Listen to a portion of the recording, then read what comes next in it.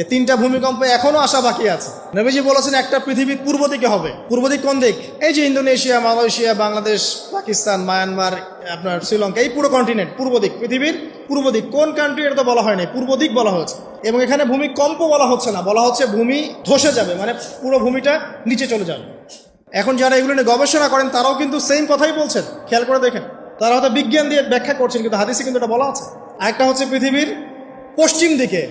আর পশ্চিম দিকে কেন হবে জানেন? সমকামিতার কারণে, সুদের কারণে, জেনার কারণে, পর্নোগ্রাফির কারণে, এবং সারা বিশ্বকে তারা যে জুলুমটা করছে, এই জুলুমের প্রতিফল হিসেবে আল্লাহ পাক ধসিয়ে দিবে। এর কোনো অস্তিত্বই থাকবে না। এখন মনে হচ্ছে না যে পুরো সারা ওয়ার্ল্ডকে রুল করছে, অস্তিত্বই থাকবে, ভূমিধস। আরেকটা হচ্ছে পৃথিবীর মাঝখানে। মাঝখানে কারা আছে বলেন? মাঝখানে আমাদের আমিরুল মুমিনিনরা আছে এখন, নাকি?